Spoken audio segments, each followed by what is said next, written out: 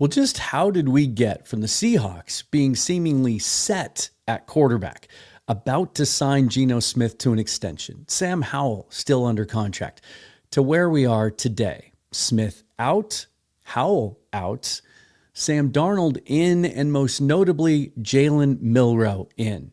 It has been a roller coaster storyline this offseason. And for me personally, looking back at my exposure to Milroe through the scouting process, first at the Senior Bowl, then at the Combine, and then the moment he was taken with the 92nd pick and became a Seattle Seahawk, it has been quite the journey. And so I thought today we're going to look back on that. Call it the evolution of the Jalen Milroe pick today on Seahawks Forever. Welcome to the Seahawks Forever podcast. In-depth analysis on everything Seahawks. And now, here's your host, Dan Viens.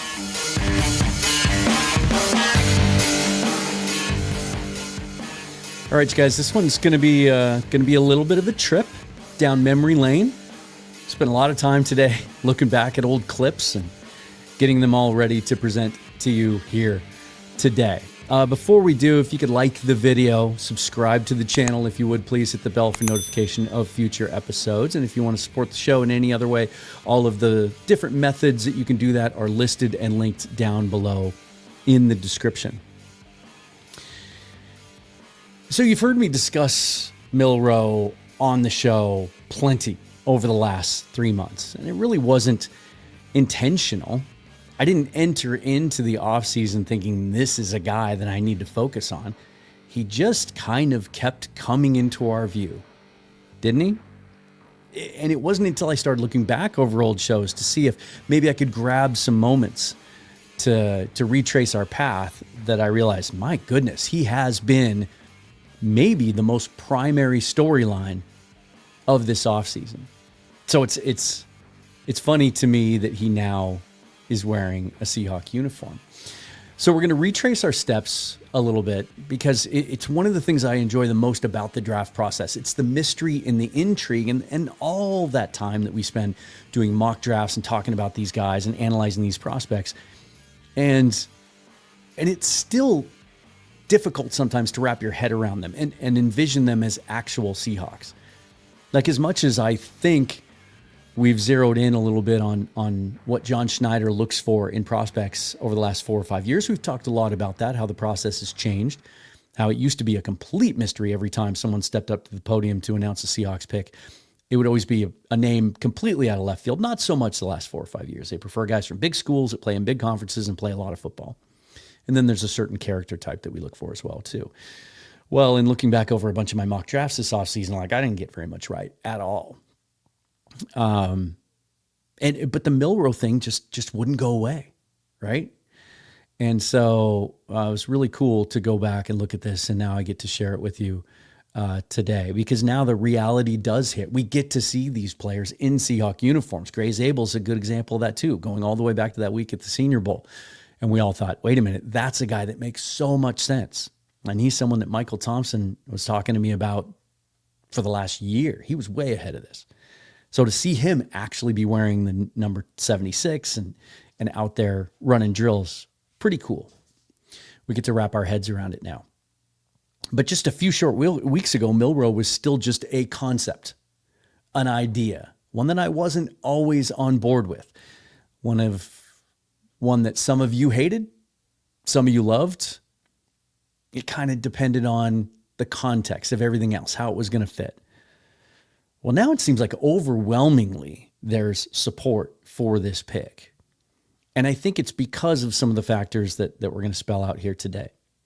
So first of all, let's go back to the beginning in how he got from Tuscaloosa to the Pacific Northwest. First, the Senior Bowl. I was there in person, got to go. Thank you for all of to all of you for helping support that trip. Still one of the highlights of my broadcasting career, even going back to decades ago when I actually used to work in television. That was my first exposure to him without a helmet on, certainly. And it all started on the opening press conference on that Monday, where they paraded 3 people up there behind the podium for us. We got to see Jim Nagy, we got to hear Dylan Gabriel speak, and then finally, the last one of the 3 was Jalen Milroe. I was seated front and center, about 10 feet away from him, and I got an up-close look and listen to what he had to say. And so let's go back and see how that sounded. The next guy up was Jalen Milroe, maybe the most polarizing prospect in this draft. I actually expressed on this show that I wish he had gone back for one more year with Kalen DeBoer. But he disagreed. That's not why he came out, because he didn't like my take. But I hadn't really been exposed much to Jalen Milroe, the person. Hadn't heard a lot of interviews, heard him speak, heard good things about him, knew he was a 2-time captain at Alabama. But again, I got to be the first one to ask him a question today, and I asked him why he decided to come out, and absolutely love his answer. Let me know what you think. Jalen, what all went into your decision to come out this year? Ultimately, it all came down to putting my best foot forward. And being in college, you have so much experience and exposure at being at the University of Alabama. And the best thing about it is experience. Number one, with the coaching staff. Number one, my freshman year, coming in, being around a great coach and Coach O'Brien, transitioning to Coach Reese, then to Nick Sheridan, but then also I got reps also by being a backup as well. So that time of being in college, from being my freshman year when I was 18 and to now where I'm at right now, it's been so much exposure, so much experience, so much I've been able to learn and grow. So I thought it was the best decision to go ahead and declare. The more Milroe spoke, the more I was captivated. You talk about tilt the room.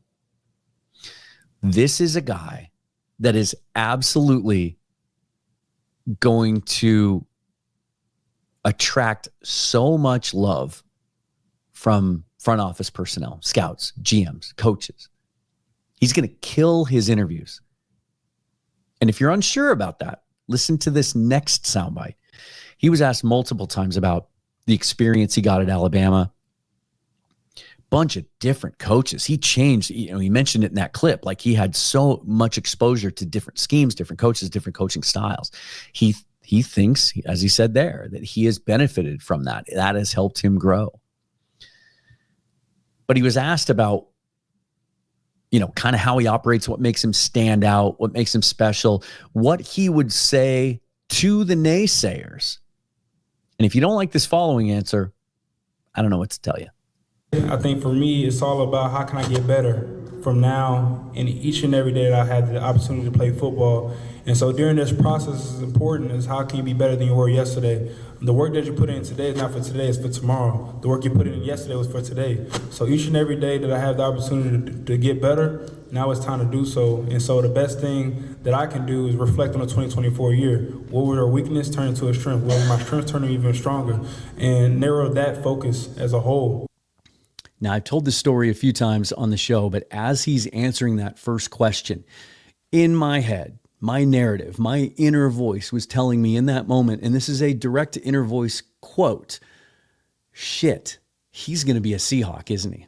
I just felt like that tilt the room aspect that John Schneider looks for. And I just knew that he was going to impress them.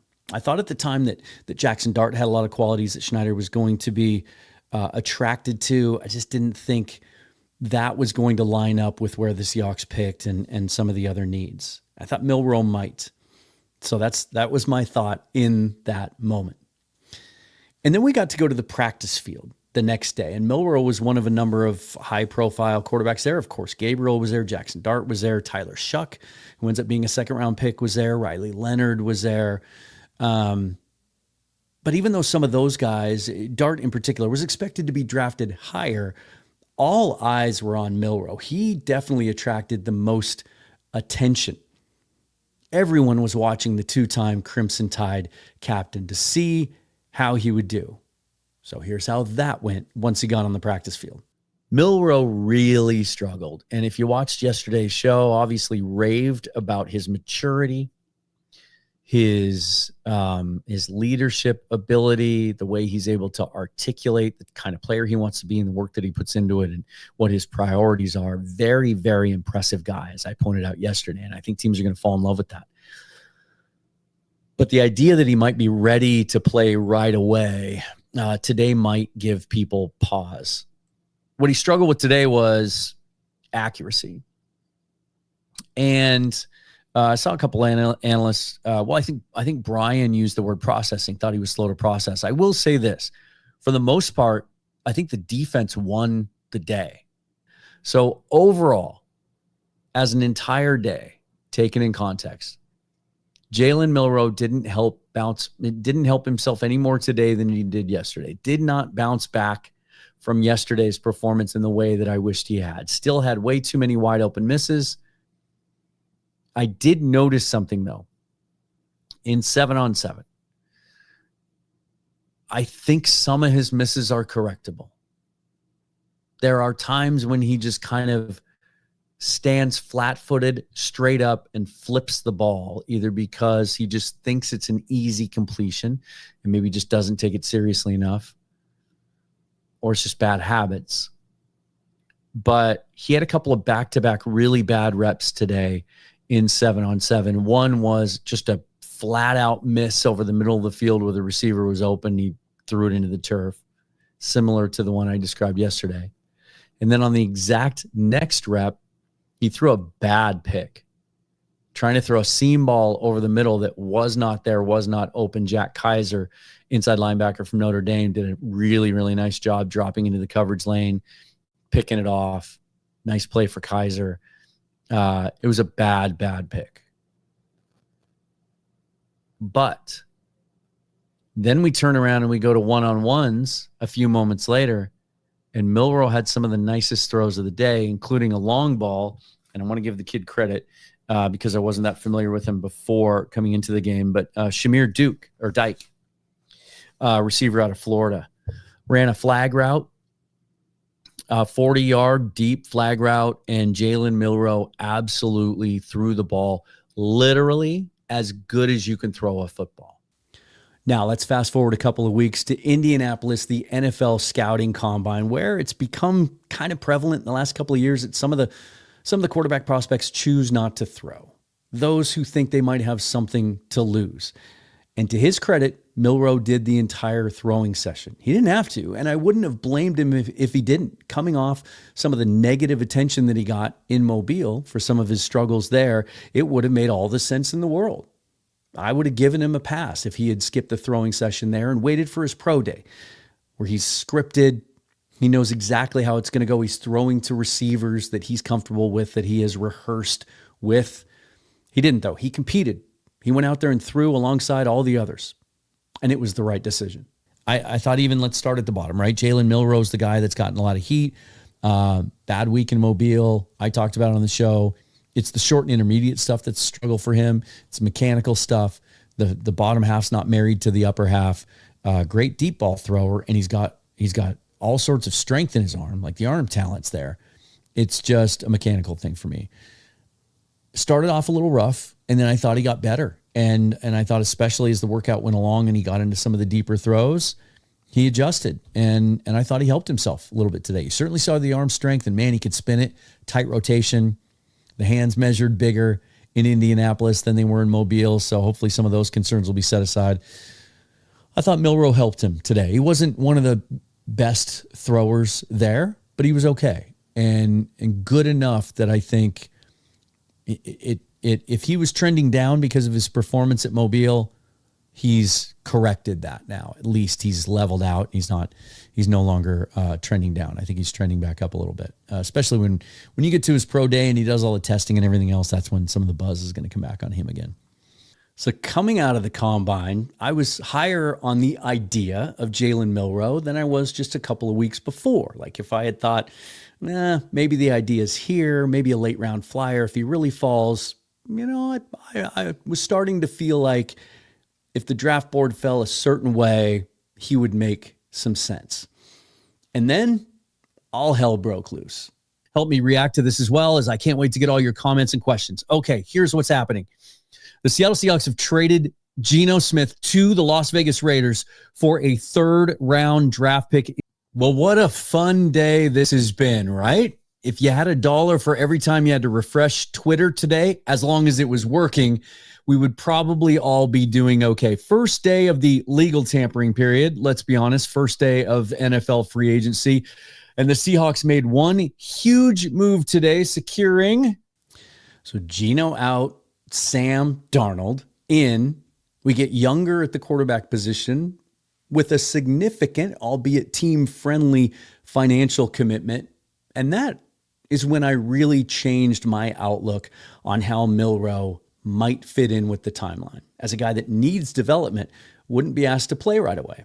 Now, if Geno had stayed, I might have talked myself into the same idea throughout the scouting process because, gosh, the idea would even apply a little bit stronger if Geno had been here simply because of the age. But with Darnold, with just the small sample size, just the 1 year of high-level production, bringing someone in to try and develop in the background who may have starter upside and maybe even star upside made a lot more sense because the certainty with Darnold just wasn't as high as I think it would have been had we stuck with Geno Smith. Talked on the show the other day about why so many national pundits are picking us so low in their power rankings and so high in their mock drafts. And I think that's it.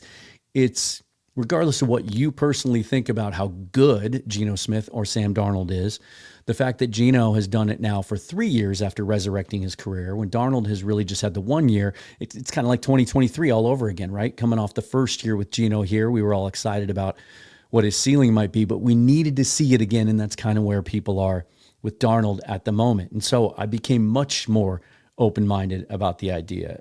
And then he was brought in for a 30 visit, and so we knew the Seahawks were at least digging a little deeper. Tyler Shuck was the only other guy they brought to the VMAC among that quarterback group. And now they have the extra picks from the Geno Smith trade and the DK Metcalf trade. That gave them some leeway, gave them the luxury of perhaps taking a shot on a quarterback with immense upside. If Darnold could grab the reins and establish himself as a franchise quarterback, sign a second contract, it's all a moot point.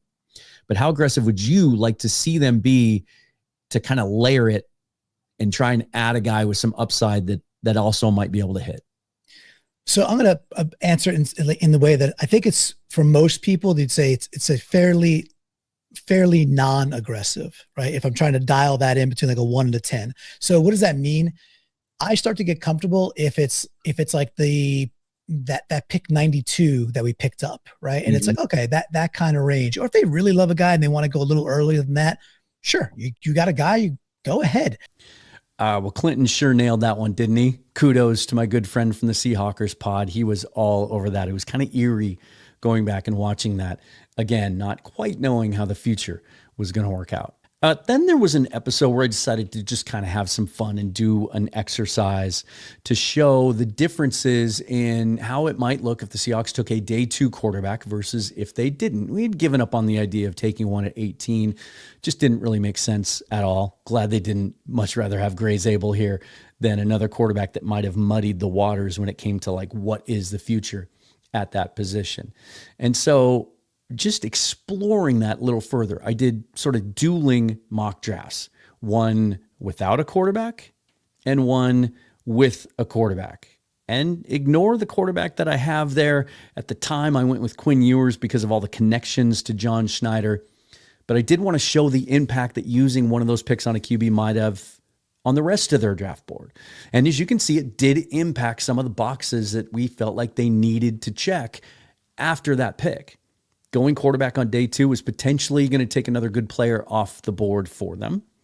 And indeed, as we look back, we talked about how the class was lighter than we all wanted on the defensive line. Riley Mills, the only pick there, and he's coming off an ACL, probably won't be ready to go at the start of the season. But apparently, in the moment, I didn't care all that much. That's the other thing I love about the draft is sometimes you might be skeptical about a player or you might not know how you feel about a player. This could be said with me when it comes to Nick Emenwari. And then in the moment when it becomes reality, your true feelings are shown. If the Rams, I think we're going to be talking about quarterback in another pick. And then depending on what happens there, we could be talking about quarterback at 92 as a wild card as well. If the Rams don't go quarterback here at 90, again, I'll say it again. I think there's going to be a discussion at the VMAC. Yeah, there will be. Wow. Already in for the Ravens. The Seahawks are on the clock. I'll say this much. If the Seahawks were to take Jalen Milroe right here, it would certainly give us a lot to talk about. I think the fan base would be, although I've sensed a shift in the last few weeks, I think as people just get to know the situation better, maybe even, knowing that we brought Drew Lock back. And so he's not a guy that would have to play right away. I would say it's about 60-40 that fans seem to understand how Milroe could really be an asset at this point in the draft. Right? Like when he was invited to the combine or to the draft, and people were thinking, does that mean he's a first rounder? Or the Seahawks going to consider him at 18? They had him in for a 30 visit.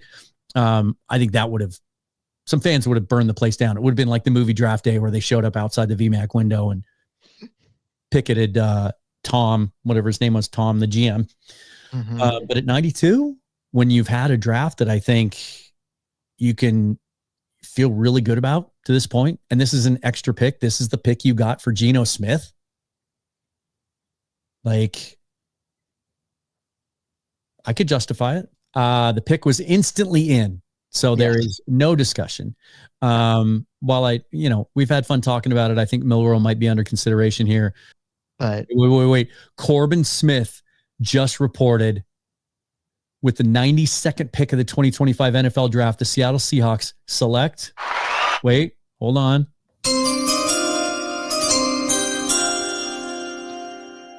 Jalen Milroe. There it is. And it just popped as soon as right after you said that, it popped up on the draft tracker. The Seahawks take their shot at a quarterback. I love this pick so much. You know what makes this interesting? It just in terms of they just traded Geno Smith for Jalen Milroe. So now it was reality. Jalen Milroe, after all of that, actually was and is a Seahawk. So all that was left for him was to meet the press, of course, and then get on the practice field. Let's see what we have. Let's see what all that work in the laboratory has resulted in. And he did that this last weekend at rookie minicamp, and Corbin Smith was there. He joined me yesterday on the show, and here's what he had to say about Milroe's performances in Renton. Well, it really was a tale of 2 days, and this should be viewed as some good news for Seahawk fans, because on Friday, the first practice, and even if I didn't know who Jalen Milroe was, if I knew the quarterback position, I was watching him in some of the passing drills that are on air, and you still saw too many of those throws where the base was too narrow. On Saturday, when I was watching the same drill work, only 2 balls hit the ground the entire time, and one of them was a blatant drop by one of the tryout receivers. And the big reason why is because the mechanics looked better on Saturday than they did Friday. He very rarely had that too narrow base that we've seen. He was driving off his back leg, and he was winging the football. There was a couple throws that were a little bit behind, but nobody's going to be perfect. But I was encouraged by that. If you haven't watched that full interview yet, definitely do. It's always great to have Corbin on the show. I love his insight. That'll be linked down below for you as well. Or if you subscribe, maybe you've already watched it. Just another reminder, please subscribe to the channel. Corbin went on to say that the practices just flowed better than he'd ever seen at a rookie minicamp, because usually the arms that they bring in for these minicamps, because John Schneider just hasn't drafted any quarterbacks, just aren't good enough to produce efficient workouts. That was a huge storyline, as he mentioned last year. Those quarterbacks they typically bring in just aren't that good. And Milroe, for all of his faults that have been well documented, the way he carries himself, the experience level he had playing in the SEC, playing in a big program, and the talent, just the pure talent, was evident in those workouts. So now as we move forward, the Seahawks are in phase 2 of OTAs. When vets hit the field, now we're seeing Sam Darnold out there. We're seeing him throw to Cooper Kupp. That's pretty exciting. JSN, all those guys will be joining them when they do full-scale veteran OTA workouts, and then they'll have the full mandatory minicamp here coming up next month. The storyline now will become, how does he fit in? Does he just sit in the back room on the VR machine and we just don't hear from him outside of the preseason? Or do they actually find a way to use him? That's one of the reasons I was so excited about the pick, and I think you are too, is let's get those packages put together. Let's use them on short yardage or third down. Let's stress the defense. Let's use what he can do today. And I said at the time of the pick, I think he's going to help us win games in 2025. It makes sense, right? But is it reality? History might suggest otherwise. As detailed yesterday on Seattle Sports 710 Sports Radio in Seattle with the great Daniel Jeremiah. Here's what he had to say about that concept. Do you think that's a healthy dynamic? And do you think that's realistic that Jalen Milroe is going to get on the field for 6 or 7 snaps a game? I would say that, that maybe conservatively the 15th time I've heard about a quarterback entering into the league that's going to play a package of plays, and I can tell you we're 0 for 15. It never happens. It's always discussed, and it is. You know what it is? It's always one of those things, those ideas that's great upstairs, and you come up with this upstairs plan, and then when the message gets delivered downstairs, something gets lost in translation. That never happens. So we'll see. I mean, again, I think it sounds fun. Let's get him a package of plays down in the red zone, some short yardage stuff, and it's been a long time since Cordell Stewart was doing that with the Pittsburgh Steelers, man. It just, teams don't do it. Well, I get what DJ is saying there. And, history backs it up. As he said, you got to go all the way back to Cordell Stewart to find a team that actually talked about doing this with a dual threat quarterback early in his career while he's developing. But I'd be shocked if it doesn't happen in this case. And I do think it was a big reason behind the selection of Milroe. It wasn't just, hey, let's invest in the future. Let's take a shot on a guy with immense upside. And if we can get the most out of him, we have a franchise quarterback. If we don't, it's a third-round pick. We've squandered third-round picks before. Certainly every team in the league has, and will continue to do so for the rest of time. I think it's a big part of the plan. The other thing that gives me confidence that they will do this is because we've seen Clint Kubiak use a similar unique skill set. We saw what he did with Taysom Hill. Now, apples to oranges, perhaps, because Hill had already established himself in a role like that in the NFL. So Kubiak was just kind of taking what he was given and making the most of it. But I think he's got to be excited about what he can do with Jalen Milroe. And it'll be one of the bigger storylines of this season. I get what DJ is saying there, the upstairs versus the downstairs. In theory, on a whiteboard, it's safe. That's a safe space. No one's going to tackle the X's and O's on the whiteboard. But when it comes down to it, can I pull the trigger on that? Do I want to interrupt or somehow sidetrack or derail any momentum that Darnold might have? Is there a rhythm issue? Is he going to be, having doubt in the back of his head? Hey, now it's 3rd and 2. Am I going to get pulled out or not? Not if it's done the right way, because he would obviously know the game plan. Plus, Darnold, just everything in about the way he carries himself, he just exudes like team first. I don't think he would have an issue with it at all, as long as it results in wins. And it won't always.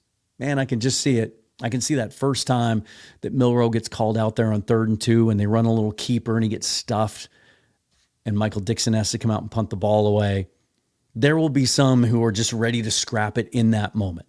Fans will be ready to give up on it. There might even be some boos, oh man, I knew that was a terrible idea. They should never take the starting quarterback out. As long as the Seahawks don't feel that way and they stick with it, I think the sky is the limit for this pick. And I'm just excited to see it. I also have, as I've said before, if at a minimum, all we get to see is Jalen Milroe in the preseason, well, I think it's going to be the most fun preseason we've seen in a very, very long time. As preseason quality of play has just gone down league-wide, and we've had to be subjected to some bad quarterbacks playing, if they cut him loose a little bit, if they don't get too conservative and try to rein him in for fear of injury, preseasons at least could get really exciting. And I think it's going to be more than that. I really do. It's going to be, I keep using this word, man. It's going to be one of the most fun storylines I think I've ever watched as a fan or covered as a reporter or a content creator ever. So I thought I would just kind of do that to tie a big bow on the whole thing. And then we'll just kind of set the Jalen Milroe thing aside now and just let the practices and the preseason and training camp speak to us. And we'll talk about him when he deserves to be talked about. But as we get into these next couple of months, sort of the dog days of the offseason, I thought it was a fun exercise. I hope you appreciated it. I appreciate you. You know, I took the week off to move. It's always a little bit scary on YouTube. Sometimes YouTube will punish you for inactivity and they'll kind of pull you back in the algorithm and you won't get pushed out to as many eyes and ears. Since I've been back, the last couple of days, the views have been fantastic. So thank you to all of you. I will continue to push through these next couple of slower months. I'm doing this full time now. You'll see almost daily content. And the best way you can support that is to like, subscribe, and share. Those are the three most important ways. But there are other ways as well. Those are detailed and listed down below as always. Follow me on Twitter and Blue Sky at Seahawks Forever. Until next time, forever and always, go Hawks. I'm Dan. Thanks for watching the show.